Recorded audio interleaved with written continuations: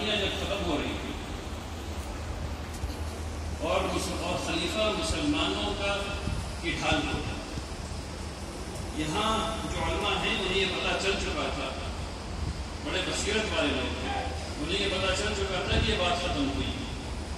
اب جب یہ بات ختم ہوئی تو جو اللہ کے نظام کو قائم کرنے کا حکم ہے کیا وہ بھی ثابت ہو گیا؟ یقیناً نہیں ہوا۔ تو پھر کیا ہوگا؟ تو کوئی ولی الامر تو ہونا پڑے گا نا۔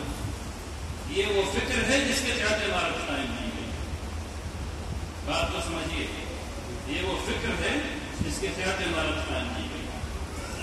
ادارہ اس لیے ہے کہ ہم لوگ ڈیموکریسی میں رہتے ہیں، اس لیے ضروری ہے کہ ٹرسٹ بنایا جائے، یہ بنایا جائے، وہ بنایا جائے، پلان بنایا جائے، ٹھیک ہے نا۔ اسی لیے عمارت شرعیہ میں مختلف قسم کے شعبے قائم ہیں۔ وہ تمام شعبے اس لیے ہیں کہ اللہ کے بھیجے ہوئے نظام کو ایک ڈیموکریسی میں جس حد تک قائم کیا جا سکتا ہے اس حد تک قائم کر دیا جائے، اور وہ اس حد تک آج قائم ہے الحمدللہ۔ ہر لمحہ ہماری یہ کوشش ہوتی ہے، مسلمانوں کی یہ کوشش ہوتی ہے کہ اس میں تھوڑا زیادہ کریں، اس میں تھوڑا زیادہ کریں، اور یہ کام یقیناً ہندوستان کے آئین کے تحت، یعنی آئین 29 اور 30 کے تحت کیا جا سکتا ہے۔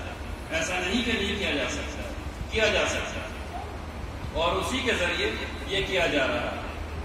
اب ہمیں یہ ضرورت ہے، آپ کی اور میری یہ ضرورت ہے کہ ہم اس فکر کو آگے سے آگے بڑھاتے چلے جائیں۔ آپ کے سامنے ابھی یہ بات آئی تھی کہ اصلاً عمارت کو پورے ہندوستان کے لیے بنایا جانا، یہ نہ بن سکتا۔ آج کس نے روک لیا؟ آج تو کسی نے نہیں روکا، آپ کو کسی نے نہیں روکا۔ آپ کو چاہیے کہ اس فکر کو آگے بڑھائیں، آپ کو چاہیے کہ اس فکر کو آگے بڑھائیں۔ جب تک حدیث ہے اگر دو آدمی جنگل میں جا رہے ہو تو ایک کو اپنا امیر بنا لو، دو آدمی جنگل میں جا رہے ہو تو ایک کو اپنا امیر بنا لو، اسی چیز کو اپنی زندگی میں نافذ کر دیجیے۔